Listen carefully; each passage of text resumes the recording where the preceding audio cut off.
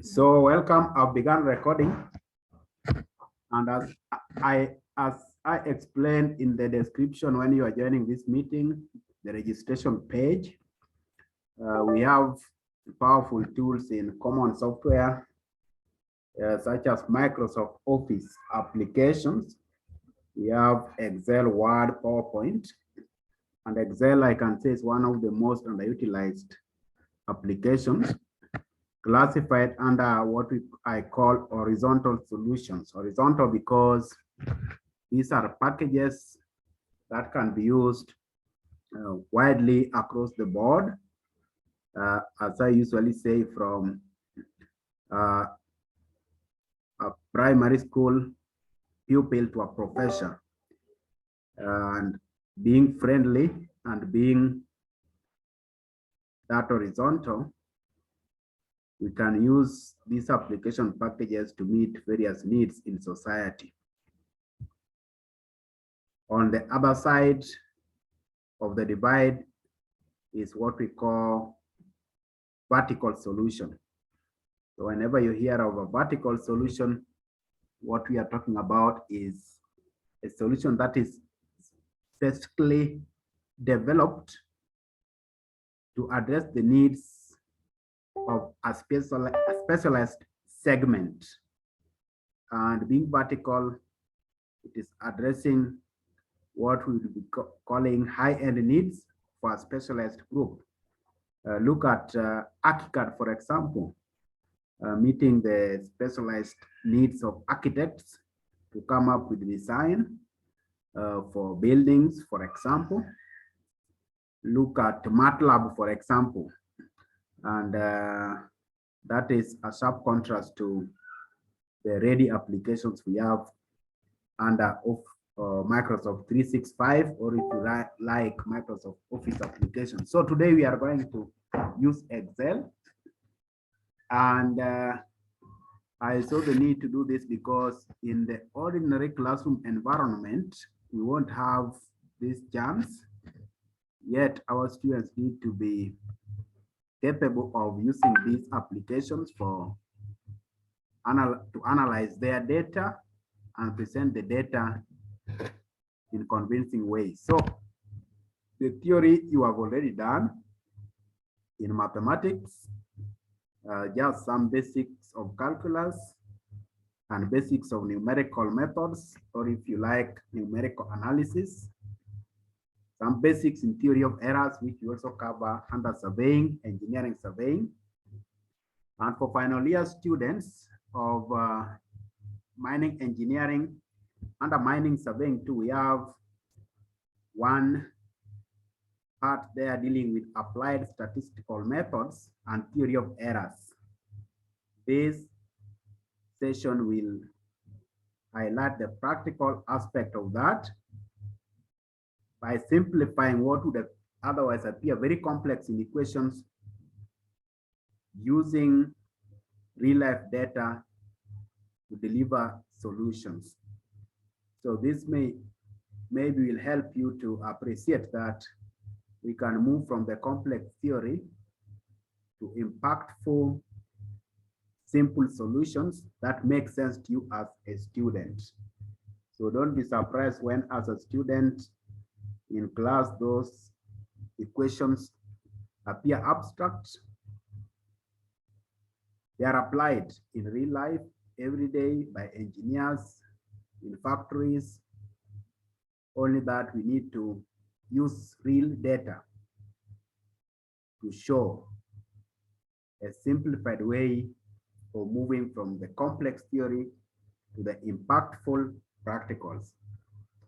So that is a rather comprehensive introduction to what we are going to do today. So next is just to display some data here using what is very familiar to us nowadays. So if you can see the screen there, let me know. The world over nowadays, we know about COVID. So what I'm going to show here is very straightforward. You must have heard of regression. You have data, maybe Waruru went to the field and collected some data on different dates. And then there is the time in the x-axis. And in the y-axis, you have the dependent variable showing values that differ over time. And this is what we call, maybe from what we did last time, you can let me know which kind of data this one is. This is data over different dates, collected over different dates. And the actual data collected is under Y. So the date, you know, this is time on the x-axis. But Y, here the cumulative number of cases of COVID-19 reported in Kenya. So I'm beginning from 11th November all the way to 26th November. We want to see this trend and we want to ask ourselves, can we develop a model which minimizes the errors in terms of the sum of the squared errors? That is the, in a simplified way, that is what ordinarily squared adjustment is about. The error in this case, if you can remember, for example, in surveying, when we are talking of error, it is the estimated value or the value you get from the model minus the value that is empirical, the observed value, that is error. If you reverse the equation, it is a correction. So if you have the observed value minus the estimated value, you get what we call correction. So for example, if the measured distance from Voi to Mwatate is X, and the calculated, if you use another method to calculate that without measuring directly, you calculate using some formula for estimation and you get X bar, then the error would be X bar minus X, but the correction is X minus X bar. In this case, the correction is added directly if you are to estimate what would be an adjusted value, but the error is subtracted.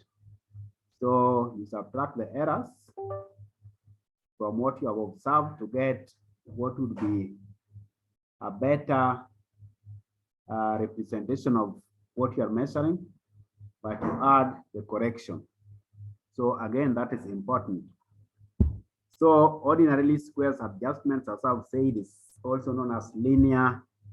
You can also say it is linear adjustment. And it is one way of executing linear regression. So if, for example, Lillian is dealing with data on Voi River, and you are capturing data over time for a given aspect, we call that one time series data, because you are measuring one aspect over time, that is time series.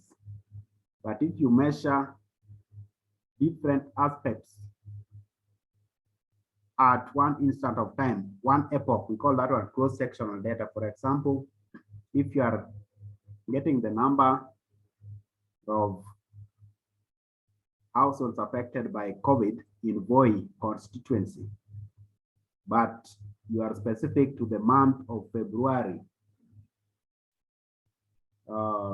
let's say a specific date on the month in the month of February, let's say only on 6th of February this year, but you are covering various households in Voi, that will be cross-sectional data, because you keep time T constant, but you vary the variable you are measuring, you vary the households, so it is cross-sectional. But if you do it over different dates, but specify one household, so you are monitoring the condition of health of one household over time, then it is time series.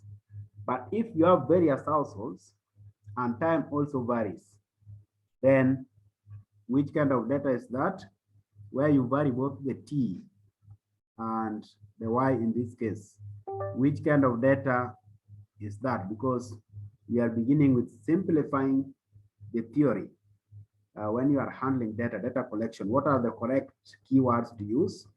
And when you are talking of error adjustments, what are the basics?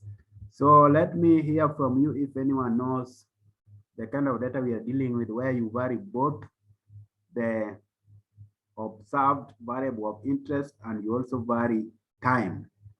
Which kind of data is that? We have talked of cross-sectional data. We have also talked of time series data. So what of this other one? I know maybe Dixon, you must be having an answer.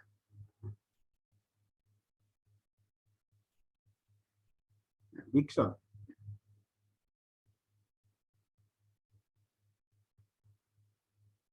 Or Lillian?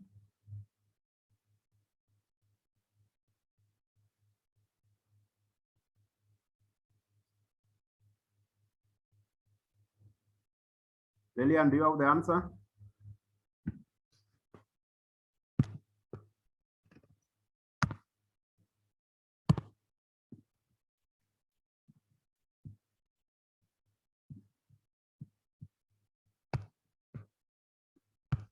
Imelda, do you have the answer?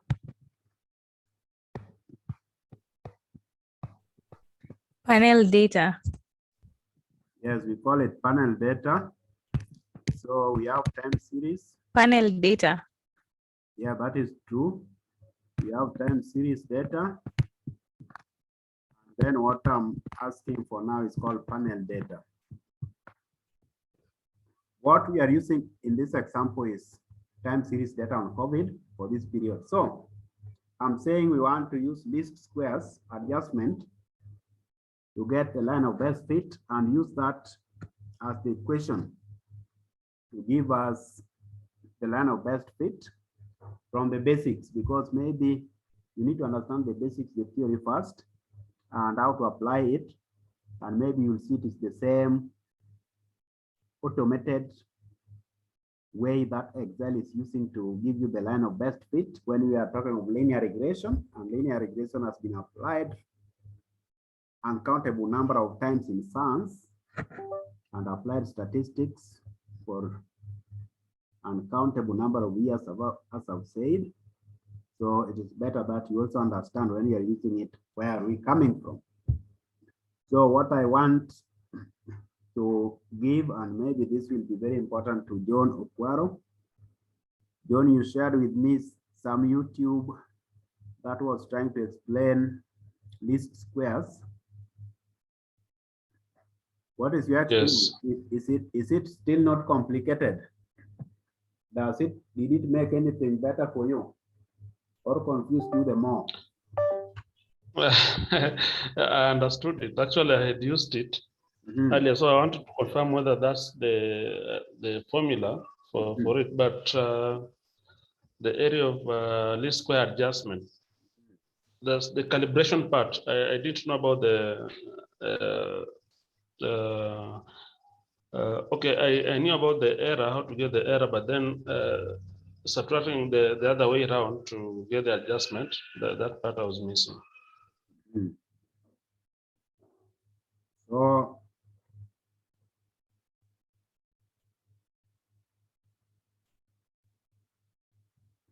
So let me write something here. I believe you can do it. See it? You can remember the equation of a straight line, the way it was simplified, I think, at secondary school level, that whenever we have a straight line, we can have a simplified equation for it. And you can remember y is equal to m what? X plus c. Plus c, where m is the gradient and it remains constant for a straight line.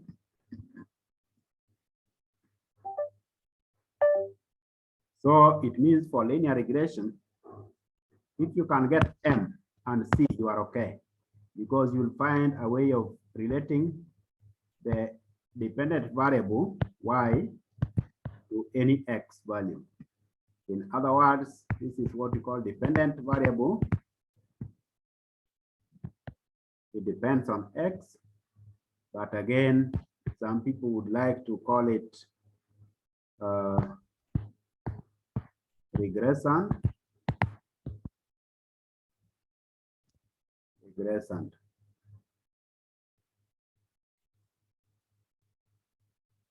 Now, M can be simplified as this. N, the number of pairs of observations you get, X, Y pairs, that is N.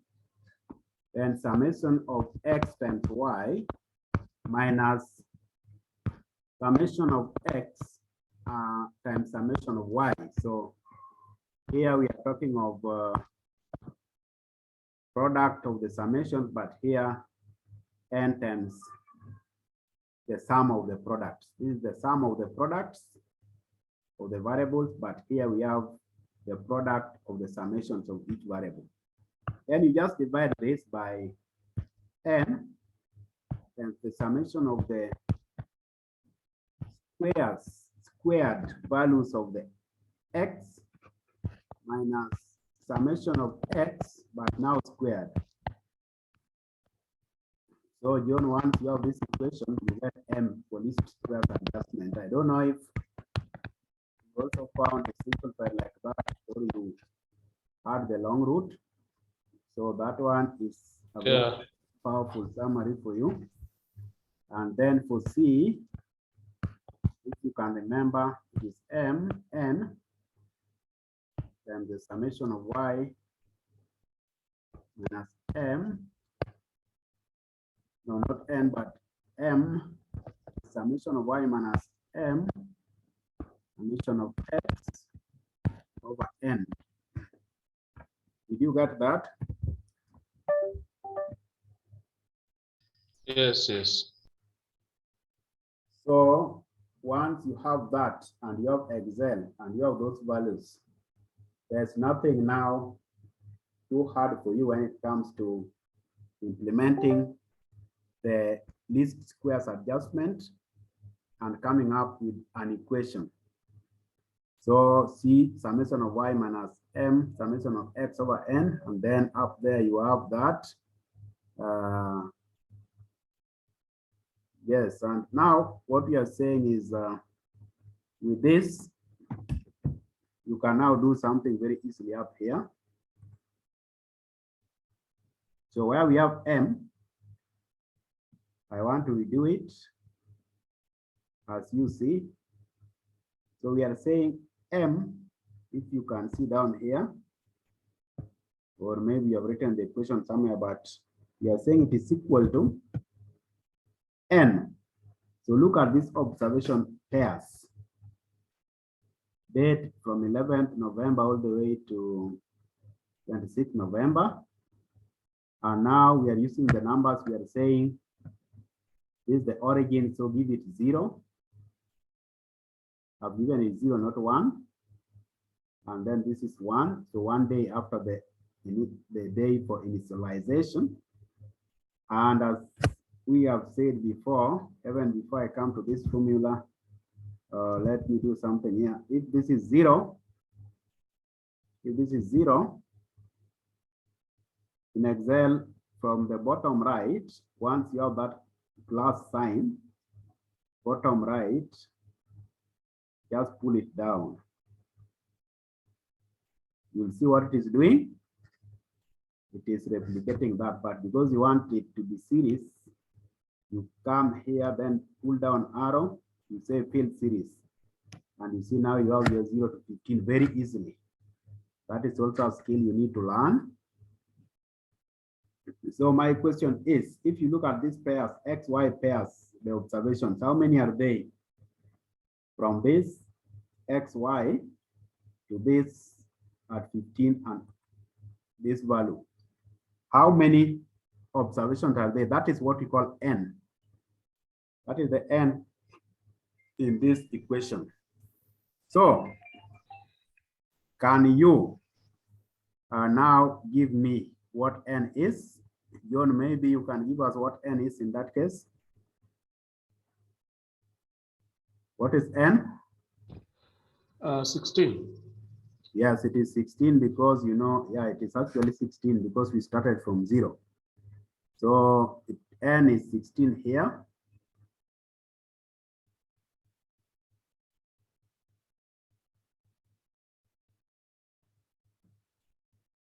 So what I'm saying is n is now 16. N, but remember it was n times the summation of x, y.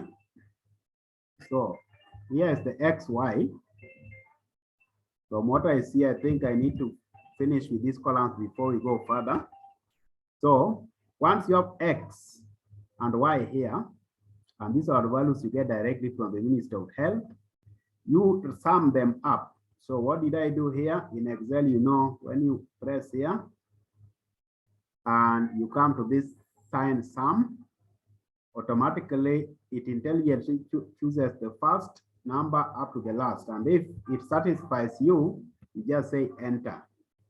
If you want to exclude one of them in between, you can click on that and exclude it, or you can simply write is equal to sum in bracket from the cell reference of what you want to be the first up to the last. So if you wanted maybe from the 8th one, it will be 8 to be 18. Now we do that. Again, here intelligently, it will do that. And we want all that, you enter. Then because in the formula you have x, y, so you just command it to multiply. And you see now we are saying is equal to B3. This is B3. This is this cell reference times C3. That is what is up there. You must write is equal to first and enter. If you don't write is equal to, it won't calculate. Then because that is the formula you want to replicate downwards, you pull it down like that and it will do it. Then when we are here again, the summation. So you come here and it is selecting the right items to sum up, then you go to enter. But if you look at the least squares formula for getting m, the gradient, you saw there's another part with x squared. So how do you get x squared? Is equal to, right, is equal to this x value, hat. You know, hat is the square for Excel. So you look at that hat symbol on your keyboard. Hat, then squared is 2, cubed is 3, but here it is squared. Then enter, and again, pull down that formula, and it does it like that. Or let me delete these ones. You see how it happens again. If you select all them and press delete, it will delete everything, all the digits. Then I pull it down, and you see what happens. Let me delete this one and do it again. You see what happens. Then I go to sum, and it has selected the right ones, and I enter. So by having these columns, and then where you calculate M and C, you are home with Excel in terms of calculating the equation for the ordinary least squares adjustment. So here I'm now saying is equal to n, which is 16. If you can remember the formula times summation of x, which is this one, but again times summation of y, which is this one. Then you are required to subtract summation of xy, which is now this. Okay, but all this should be divided by, if you can remember the equation, it should be divided by, and you know division in Excel is this / divided by n, which is 16 again, times, times is the star, times summation of x squared, which is this one, but minus the square of the summation of x. The square of the summation of x is now this one, hat 2, hat 2. And again, the bracket must be there. You know that very well. And when you enter, let me, so n times summation of x squared minus summation of x squared. So let's go over it again. N times summation of xy. Summation of xy is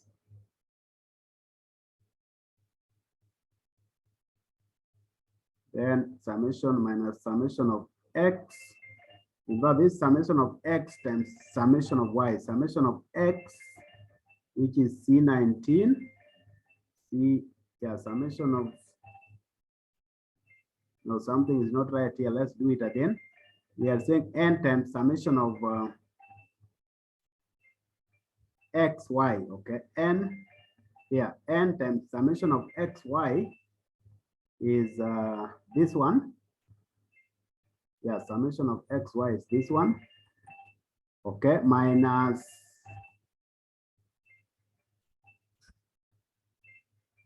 summation of x times summation of y, minus. After this, we have minus summation of x, which is this,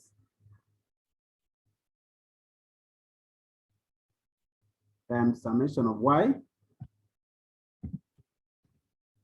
Summation of y is this one.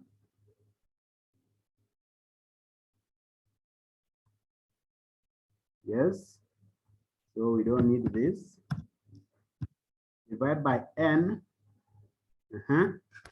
N times summation of x squared. So n times summation of x squared. Where summation of x squared, it is this. It is E19. That is okay. Minus, when you square the summation of x alone. Okay. Yes. Yeah. So you see there was some confusion here, and with Excel you can easily correct for that. Then let's come here again. Let's delete it and do it again now. C, you can see C summation of y minus m summation of x all over n. So you begin with summation of y. So you say is equal, you must begin with equal. Summation of y is just down here, C19. You can even write it from the keyboard, C19, once you are sure of where it is, and it will highlight it. Minus m. M, you know you've got here, so you just highlight it like that. Times summation of x, which is here, E19 here, and it has put it there. But you know, all of this has to be divided by 16. You divide this by 16 to get that answer. So the equation is here. For this equation, I just, what I did here, let me just show you, is just to, you can change the fill color the way you want, maybe green, maybe none. So I just put that color to be blue for you to see it. Then the font is the letter or the, whatever you write there, you can change it, its font color here. So I tended to choose orange for better contrast. So here is just a matter of writing y here, because I want you to see the equation. Then here I put is equal to F3, because F3 is M. F3, that is M, because it is y is equal to mx plus c. So y is m, then here I just put x, the letter x, then I put the symbol plus. Then where I want c to be, I just say is equal to G3. because C is G3. So again, Okwara, when you are dealing with your equation now, you can use this example, and whatever you do here will be reflected here, and you can write this equation now using in the Word document using the equation editor. That your equation is now y is equal to this x plus this one. And then you can also standardize the number of decimal points. Maybe you want only 3. This is for decreasing, this for increasing. In this case, we need to decrease. So we decrease like that. Then let's come here again, home. You decrease until you get 3. Oh, yeah. Yeah, so, and I call this on the model. What do you mean by the model? This is now the model, the mathematical model equation for estimating the number of COVID cases. So we are saying if Mutai Kagwe was not coordinating the reporting of these numbers, you as someone versed in basics of statistics, can you now tell us, predict what the number of cases would be? What we are doing here is called calibration. Calibration means use part of your data to develop a model. In this case, this is a prediction. It is helping us to predict what the values would be at any particular, on any particular date, depending on the trend. So if you have this equation, it is a model for estimation. You have calibrated it using the data from 11th November to 26th November 2021. That is what we call calibration. You are calibrating the model. There is the subsequent stage that we call model validation. So model validation now means don't use this data, use different data now to test the validity of your model, the predictive validity of your model. And what we are saying is that we are now going to use this equation to see if we can get other values. Let's see if we can get the values for 27th, from 27th November to 6th of December 2021. If we can get model values and we see how they differ from the actual reported values which are here. So these are data you can really get from Ministry of Health. Where do you get them easily? You go to Twitter handle of Ministry of Health and you'll find the reports for different dates. Then you can use them for practice. So here I'm putting the equation is equal to, you see, we know very well that the model is equal to mx plus c. So let's write it here. So while I'm here, I'm going to delete here. And I'm going to tell you is equal to m. And m will be constant throughout. So I just choose it first where it is. And I put the $sign to contain the letter. This is an alphanumeric code, but I'm going to contain the letter only, not the number. So put $signs to contain F. What it means in Excel is that you'll keep this constant. Even when you're cooling down, it will always be referring to this cell. So mx times, you can't write the other one directly. You must put the $sign for times mx, but x will be varying as I pull it down. So you don't put the $sign, mx, then plus c. Will c be constant or varying? Constant. It will be constant. So I have to contain it again with this.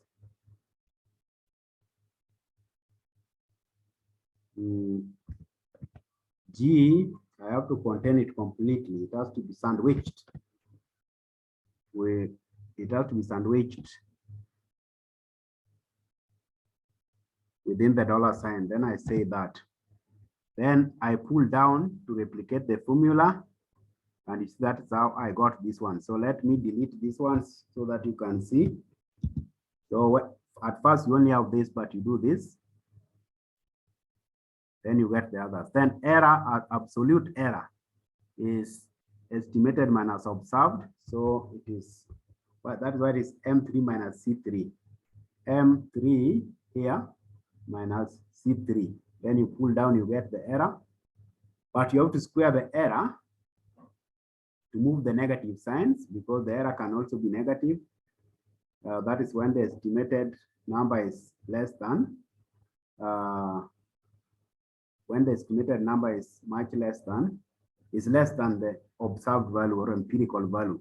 So like this one is -6, this one -15. So the concept of this square is that let's square the error to remove the negative signs.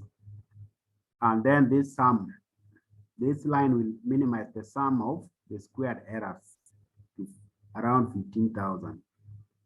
Relative error, you know very well, is now estimated or model value minus actual value. And that is what is here. N3 over C3, but you pull it down because it will be varying for every row. And after that, what do you do? Of course, when you do it at first, it will bring you decimal points. Let's say N, it is this. No, this one, error over the actual or the observed. And it won't be, let me just go to format cells. You see what is happening? It will, by default, it will be general. That is what Excel. So Excel will give you something like this in scientific notation. So you are the one to change it under format cells, or if you see the percentage sign, you click on percentage sign, but here you just go to percentage if you want to report in percentage, and it will be like this. And as we said, under home, you can increase the decimal points or reduce. Let's say we increase to 3, it will be 0.002% relative error, and down here. So you see, it has helped us to keep the relative error within less than 1, even less than, within less than 1%. Now, now the data used for validation. So again, here, what we are saying, these are the values reported, actual. But we need the X. You know, if this one was X15 on this date, then 27th will definitely be the 16th. So you have, for these days, you pull down because they are sequential. One day added each day, so it will be 16. You pull down and you find 6 December will be, you go to field series, as I told you. If you don't do that, it will be constant. So this one will be number 25. So again, use this formula. The same formula we had up here is equal to that constant times X here, which is T22, plus that constant of C. Then pull it down. So this is how the same model is now predicting the numbers, but now you're using the data you didn't use to calibrate the model. So this is one way of validating your model. How does the model respond to the data you didn't use to calibrate the model? And you see it is still keeping the errors, relative errors, to within less than 1%. And now you can say my model is giving a line of best fit based on least squares adjustments. And I can say this is a vote on the predictive validity of my model. So if you look at this, on 6th December, 255 from the module 456, and here 255, 470, not quite far. So using the COVID data for this period, I've demonstrated what we call model equation development based on least squares. You have also got some basics on how to use Excel effectively. It is Not encouraging if you are an engineering student or STEM student, but when you are given data to analyze in Excel, you use a calculator, then you just write inside the cells.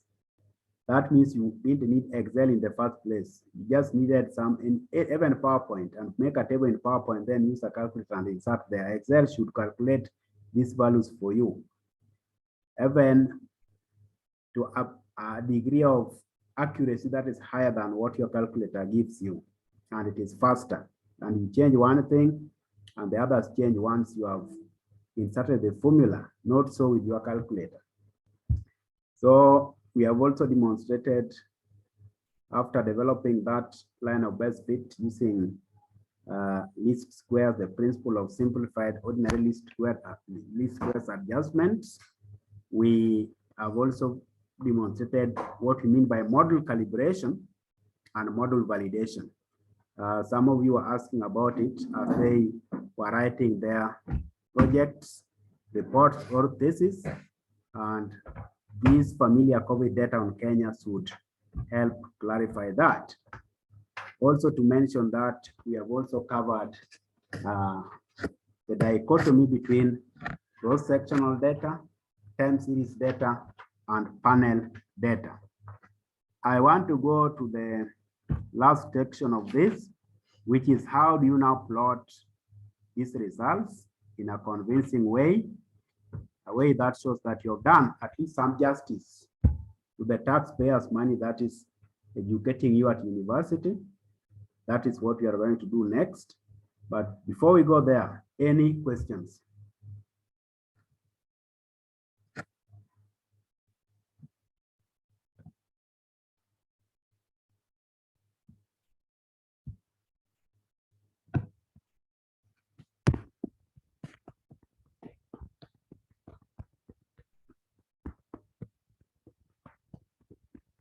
Let's get any questions, and if it is in the chat section, the questions can also be sent to the chat section.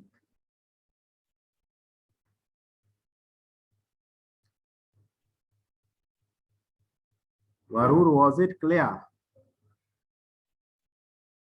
Yeah, it was clear, and I've been following from this end. Have you done least squares in mathematics? Pardon? In your unit, you do a lot of least squares, a lot of mathematics. So I'm asking, did you do least squares somewhere as part of the mathematics syllabus you are covering as engineering students? Yeah, I think we did it in, I think we did. Fifth year? Oh, I think either third year or fourth year when we are handling partial differential equations. Okay. So You are saying? yeah, I think we did it maybe third year or fourth year. I think we did such mathematics when we were in third year or fourth year. And you can remember, you can give me the equation, I write again. I cannot recall the exact equations. Okay. Elijah has a question. Elijah, you have raised your hand. Can you ask the question? Hello, can you hear me? Yes. Okay, Mr. Dero, thank you for this time to accommodate us right now. Okay, my question came, I have been having problem on using if function to grade. Using? The if function in grading. Yeah, using it. Using Excel? Yeah. Okay, you want to use some conditional Yes. statements, huh? Yes. Okay. So I've been having challenge on that. If maybe you can clarify how it's done, or maybe say you can create time on some other time so that you can just elaborate it to me. Thank you. Okay, so that means we can have another session on those conditional equations, we can have that on those conditional equations, even beginning with the simplest ones. For example, here,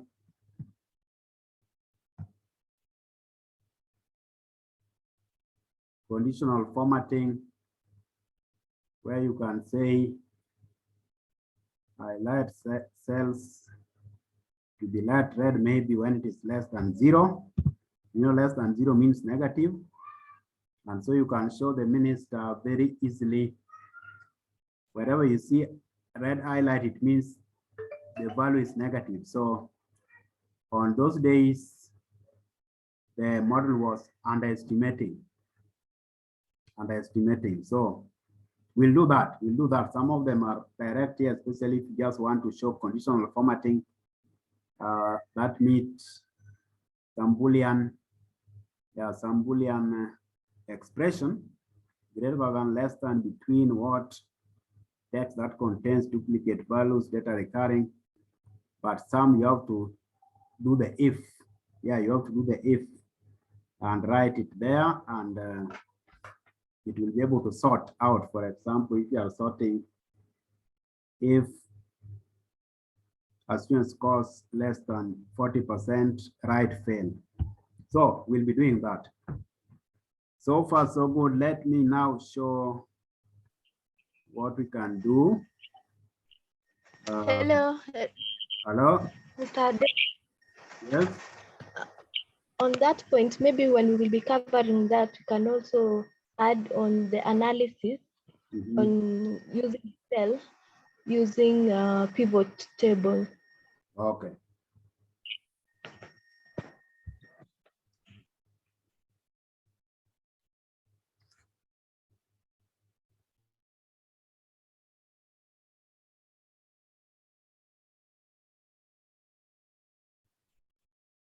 So I want to show how do you plot the data now. I know sometimes you struggle with making graphs because Excel is capturing everything and anything. So normally, if you have this as the first column and what you have written there like as date, just try first by putting the cursor there, then go to insert, then go to recommended charts and see if any of the recommended charts is there. And you can see it is this first one because you want to draw a line graph. So just select it, don't worry. You see what it is bringing you automatically is not what is meeting your requirements. So you can, the chart title is there, maybe COVID.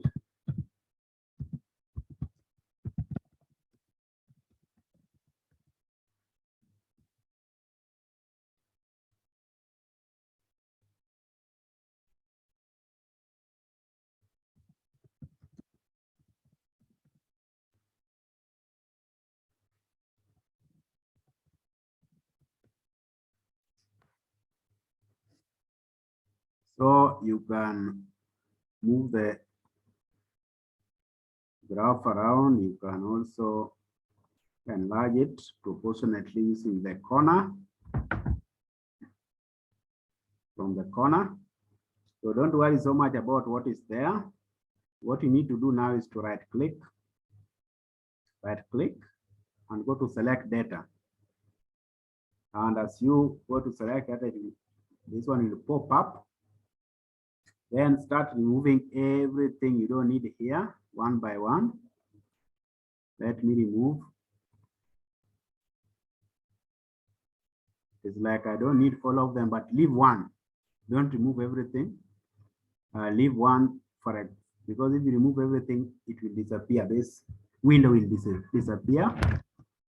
So once I have that, what you have there as legend entries this side will show you what you want to plot and how you want it to appear on the label, on the key.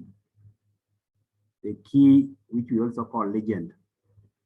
So this one will give you the plot of the aspect of interest, how it varies in the y-axis against x-axis, and it will also give you the facility to name that item you are showing on the graph. This other part is the horizontal axis. So you can choose whether you want the horizontal axis to have the 0, 1 up to 15, the one we have here, or you want the date. I believe for better presentation, communicating with stakeholders, you actually need the dates, not the numbers here. So let's see how it will happen. Just add an item, and it's asking you what is the name. Select the name from that range. So you come up here, and I want the Y. So I just select it is named Y here. Then it is asking you down here, series values. What are the actual values against that Y? Because Y is the general term for the variables. General term or symbol or letter representing an array of variables. So what are the actual, an array of values for that variables? So what are the actual values? So you come here and you select, I want from here all the way to 26. Then you press enter. So you do that. And you see now you can remove this one you didn't want. I've removed the one I didn't want because it helped me just to retain this window as I bring in what I want. And see what happens. We'll see later what happens here. Then come here. It is not, you are not through yet. Edit this one. It is by default, it is giving you 1 up to 16. In fact, this one refers to the 0 here. So Excel just gives you that by default, but edit it and say axis label range. I want to label it by date. So I want it to be from here.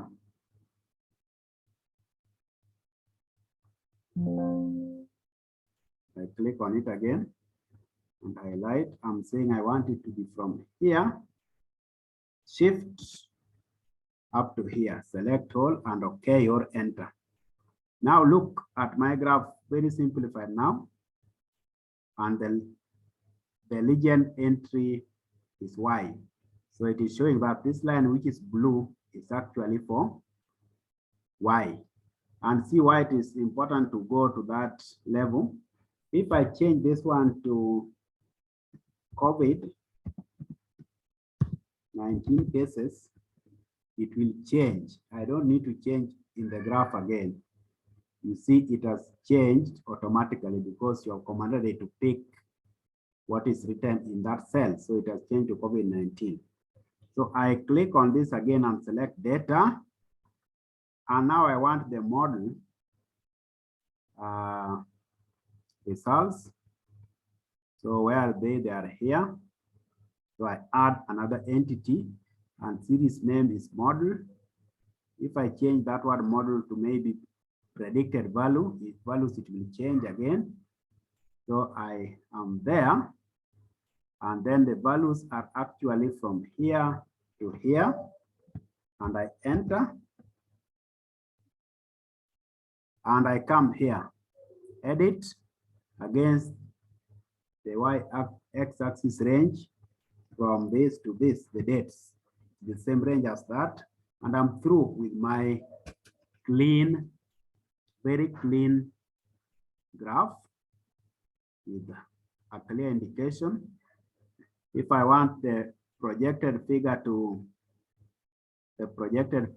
be dotted, dotted line, you can also do that.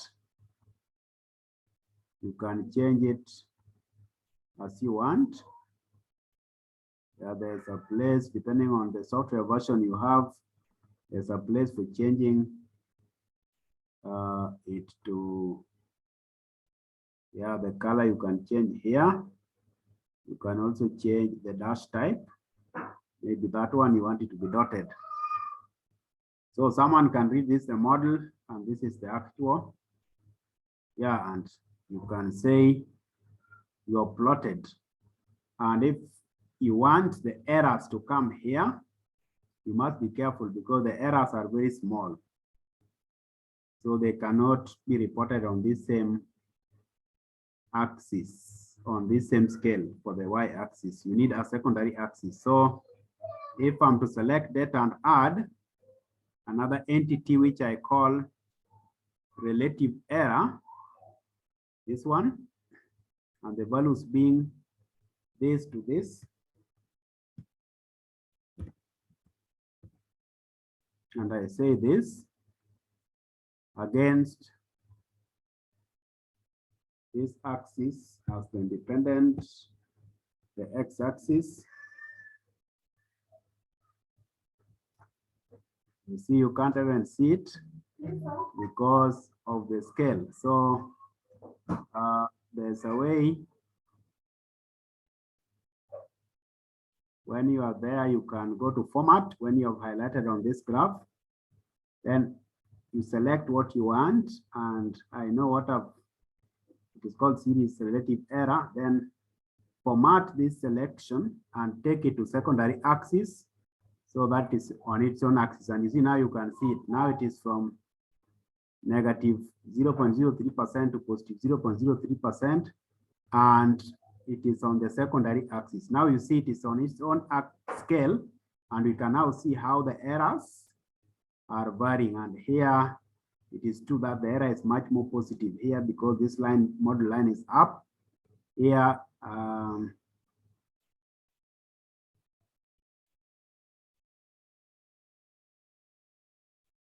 here it is negative because the line is below. Around here it is about 0, yeah, about 0. And because maybe, as we said before, maybe you don't want it to be, you may want it to be what?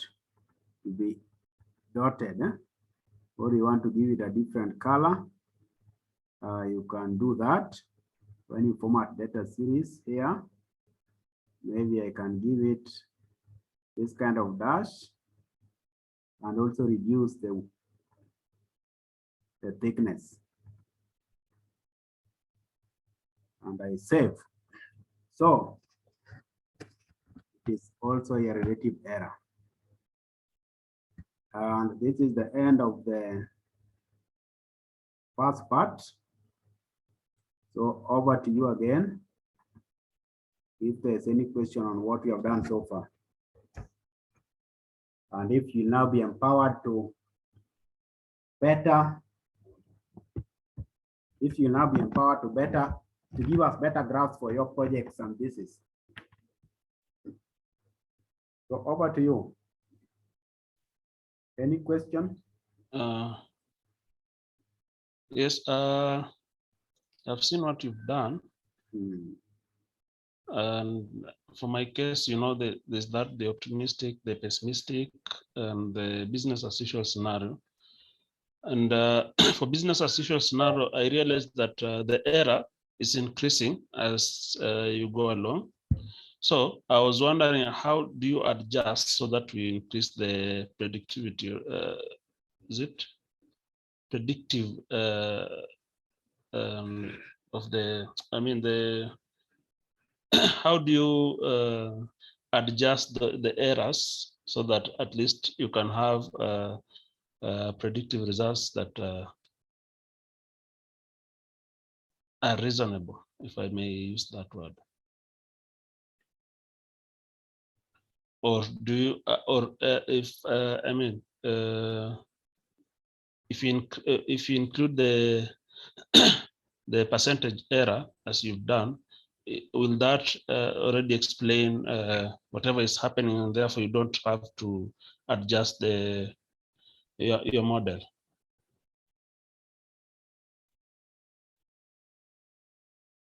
So model adjustment, you will remember that when we got Omicron, the Omicron variant of COVID-19, these cases went up. So what you need to do is to examine how your data is changing. So you can see this data used to calibrate the model would only be used to project up to December 12th. This is something I've done before.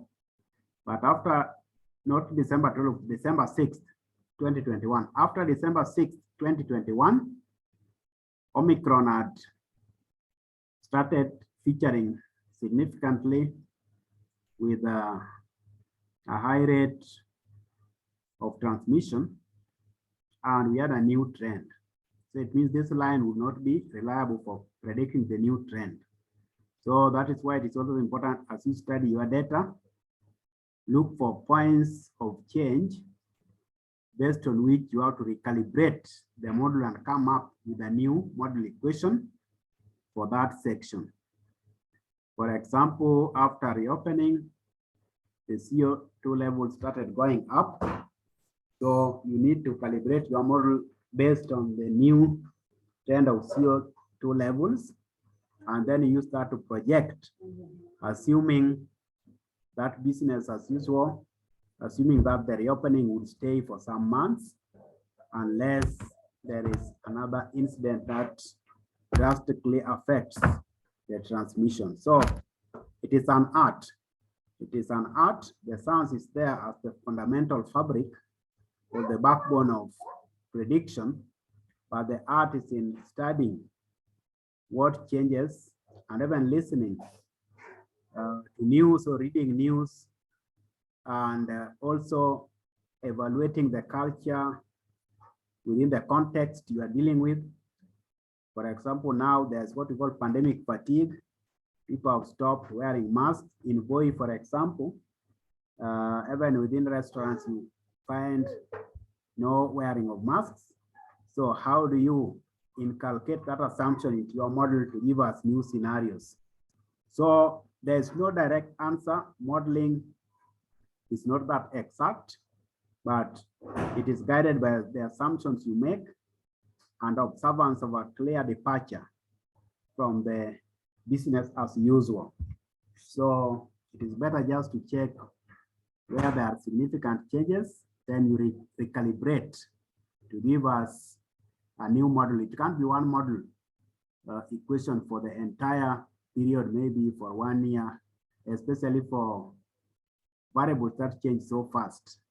For example, in the case of COVID, there are so many factors, a major one being the random mutations causing changes in transmission rates. I don't know if that one has given you some insight into this learning to dance with modeling. Yeah, and another thing, like I was using sections of the baseline model to come up with these scenarios. Can I use, because I tried using the entire, I used the least square method to come up with the best fit line through the empirical data for the baseline model, and I realized the predictive results were very good. So can I use other section for maybe the optimistic and pessimistic, and then use the entire baseline model for the business as usual scenario?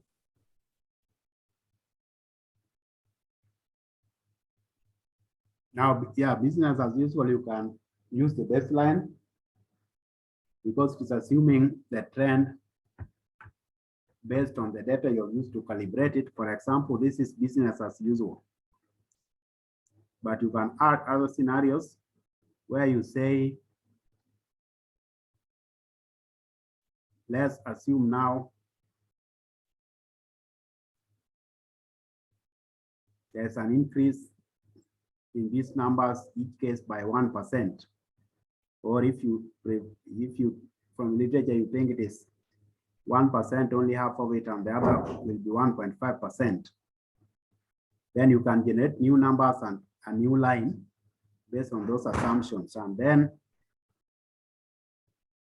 an optimistic scenario where things could turn out to be better. Now you reduce the numbers by a given percentage. That percentage you get again from literature and the data that is evolving over time. So just do that and share. By sharing, it will be better. Yeah, it will be better answered. Okay.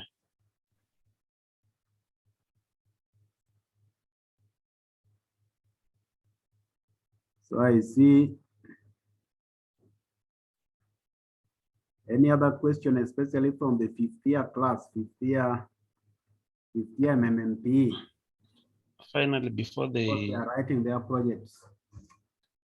finally about the validation, because I realize model testing and validation is sort of the same thing. Can I just say model testing and validation, or I just say model validation? You have to say validation, because validation is an aspect of testing. Not all testing is validation, but all validation is part of testing the reliability of your model. So we talk of what we call predictive validity.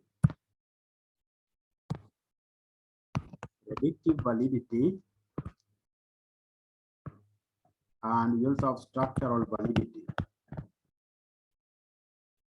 So the structural validity, for example, your causal loop diagrams and how you structure the model, does it correspond with the science as we know it? Predictive, are these values reliable? Is the error set to a minimum? Predictive. Then we have verification.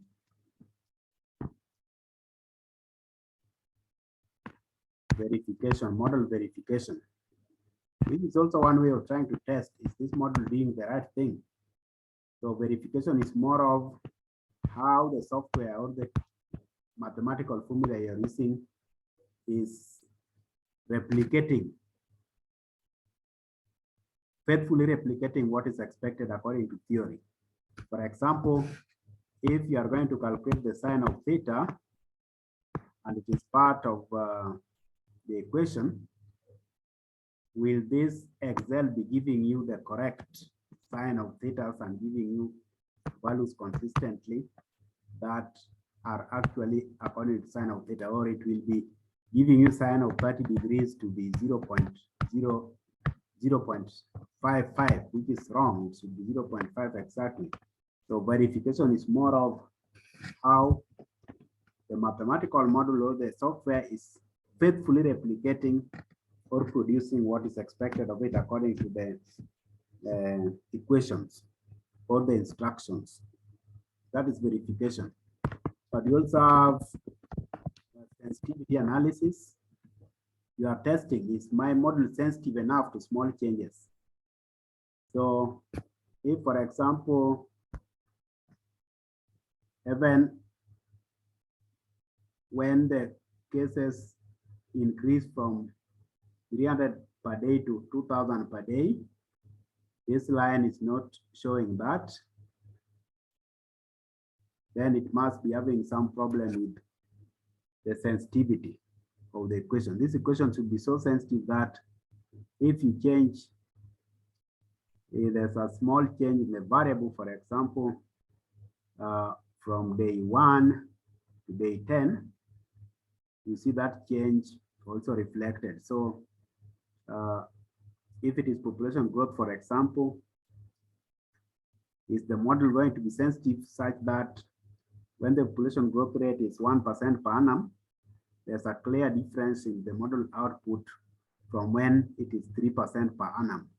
So you can increase, try to increase the growth rate, assuming 1%, assuming 2%, 3%, and see if you are getting lines which are deviating from one another significantly. That is now sensitivity analysis. So not all tests are validation, but validation is one of the tests. So you have to be specific and say model validation.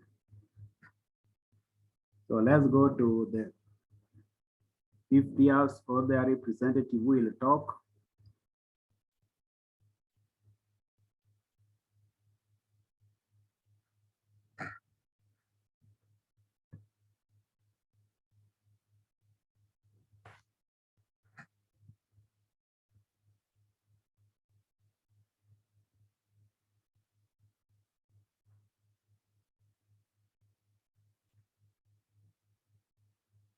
Imelda, you wrote something here. I don't know if you are now clearer with it. Maybe after rejoining, you got the explanation and you are now okay.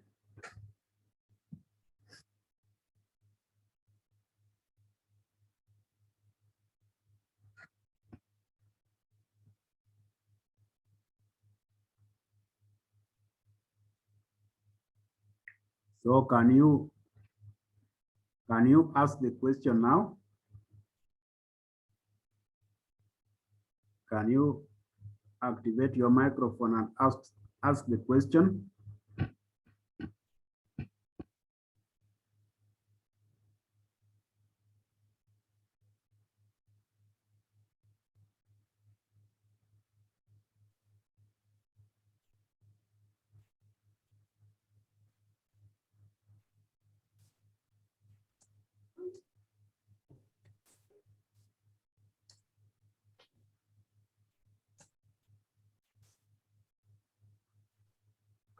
Elijah, maybe from where you are, you can talk. Can you ask the question? Actually, mine is not a question, but just went on. Just a comment. I haven't been using Excel much, and I'm finding it a bit on my side challenging to understand, okay, what we are talking on here. But I will require much time maybe to do practice so that what you're teaching here, I can get into me better. Okay.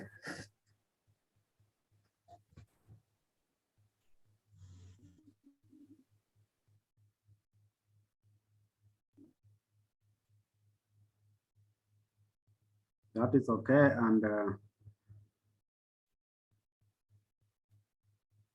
is okay, and with practice it will be better. It is one of the simplest spreadsheets you can ever use.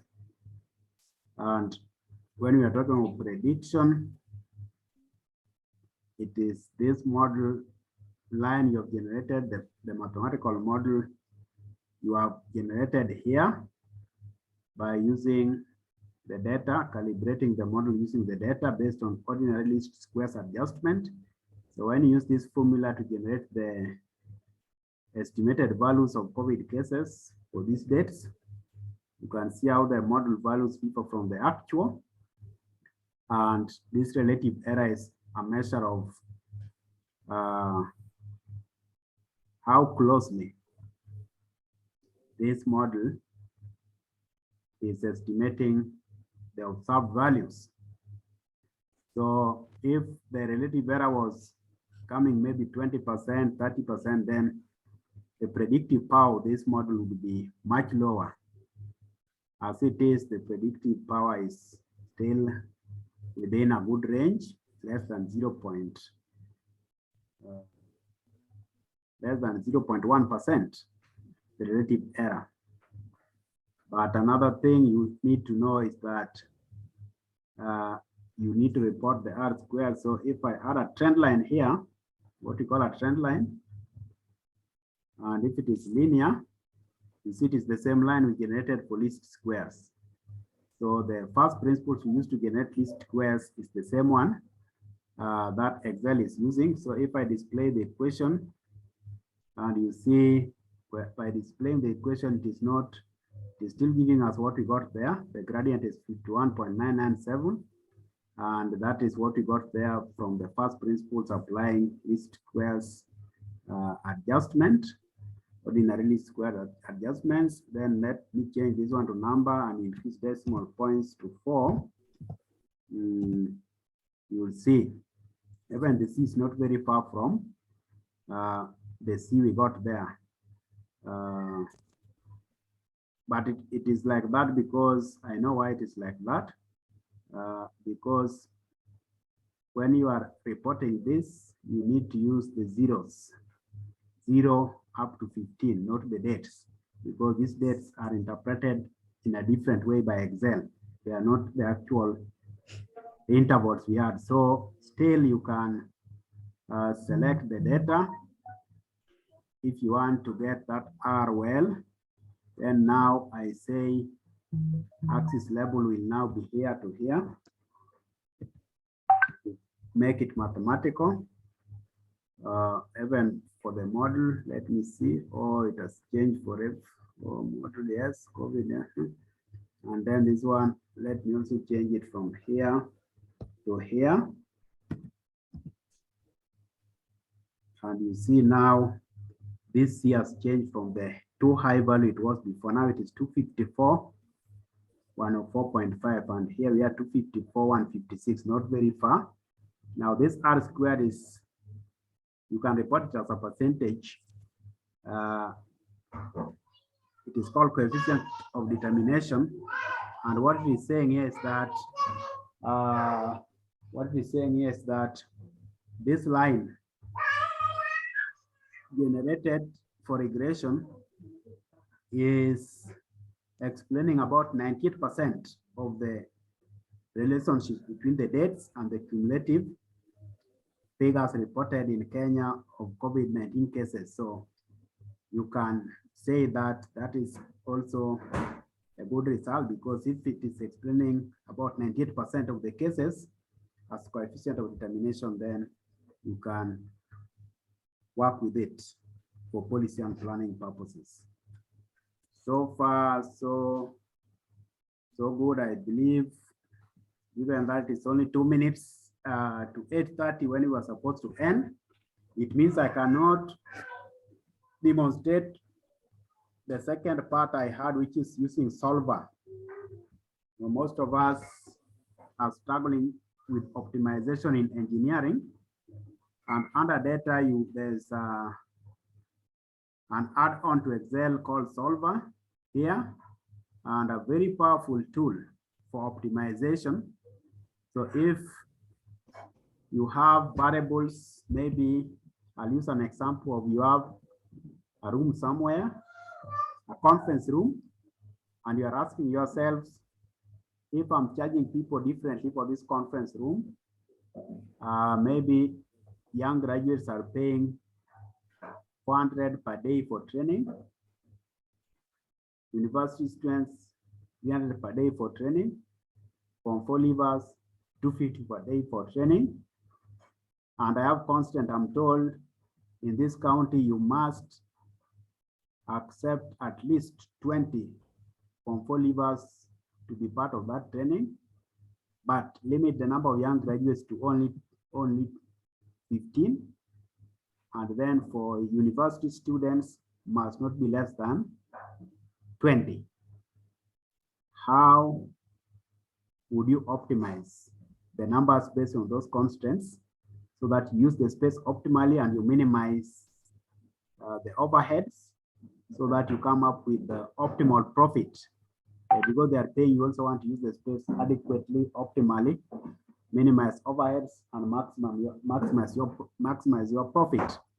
That is very good for business students, but it's also good for engineering students, because you may be recommending to a mine the right combination of maybe different types of machines, you know, their working rates, and then they are telling you maybe at base titanium that we have to ensure that we use at least, we use at least human labor, at least 20 women, and at most 50 men. Those are the constants. in order to optimally use the labor abundance we have, and at the same time ensure that we don't lose out, because it's still a business. We have to use one machine for this. For those who are with us for summer school last year, when we went to Malindi salt mining site, you remember that there were procedures and processes that were strictly done by machine, but others were done manually. Because of labor abundance, you have to employ some people to do manual work. But for aspects that are very sensitive, machine was taking over. Although still need some aspect of mathematical modeling, specifically programming to optimize based on constants. And that is what the Excel solver can give you, this solver.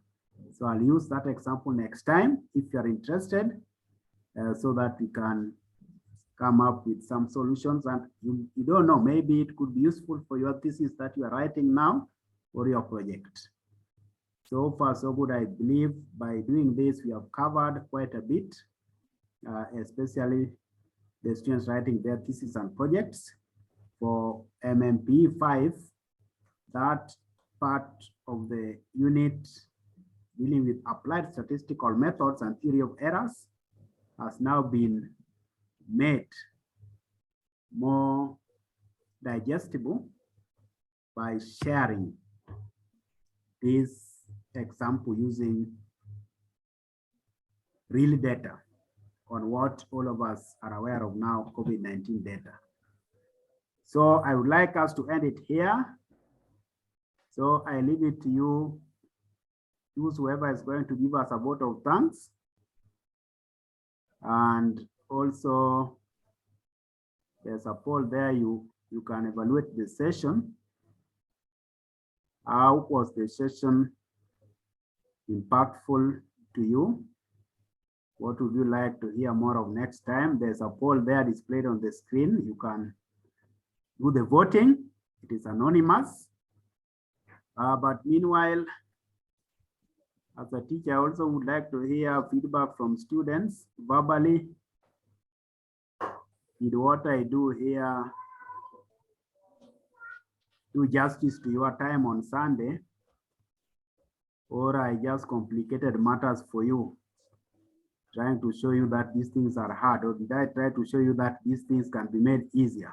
So I'm waiting for any volunteers to give us any parting shot. Thank you.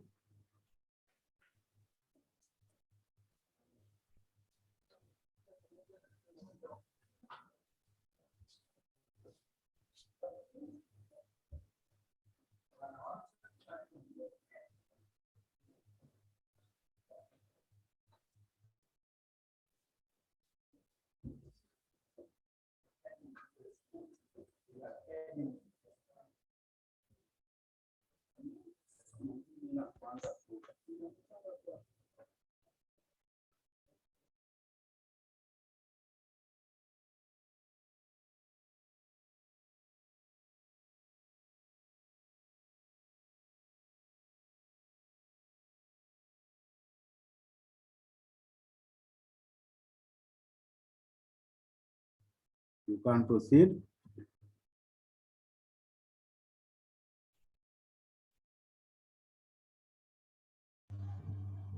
Okay, Dr. Dero, to my side, I'm so grateful for you offering your time on Sunday just to teach us.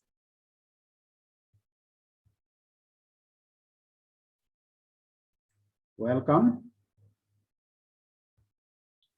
I also want to say thank you. For me, it has been a game changer because I think I've seen a different perspective of this form of modeling, and obviously it's going to impact positively to my modeling work and my thesis. So thank you very much for sparing your time to teach us. Welcome.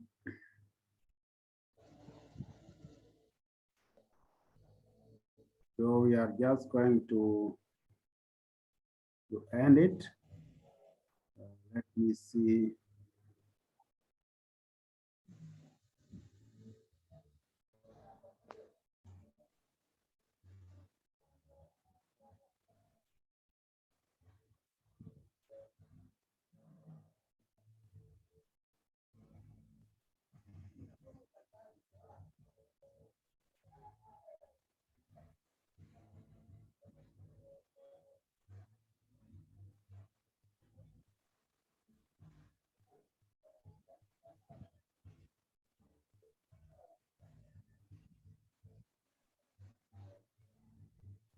Good. So we have ended the poll. We are sharing the results on the screen. You can see most of you would like to hear more of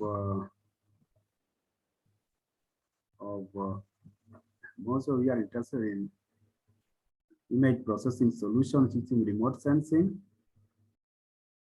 And no, most, I think all of you, yes, station support system for policy and regulation, all of you, followed by image processing. So we'll see how to organize similar sessions next time. And for now, have a good evening. And take some time to prepare for AFCON. I hear today is AFCON final. And I know people like Yes. who cannot be left behind. I hear it's called Maraga. I was keen to know why it's called Maraga. And when I checked his photo somewhere, I could see the young Maraga. So you still have time. You can change your profession to be a lawyer. Then you can be our Chief Justice one day. And if you can't be a Chief Justice, you can also be the Chief Miner of the country.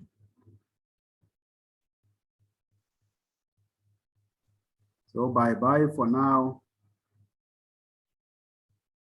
And have a good evening. And I'm on leave myself up to 9. Even when I came to TTU, I was still on leave. I just came. But my leave officially ends on 9. So we'll be meeting virtually, but physically later. Bye-bye. When we share the recording, Imelda and Waruru and Jacob Otieno, you can ensure that your colleagues get the recording. Maybe it will help them when they are writing their projects and drawing graphs. You can refer later. Bye-bye for now. Goodbye and good night.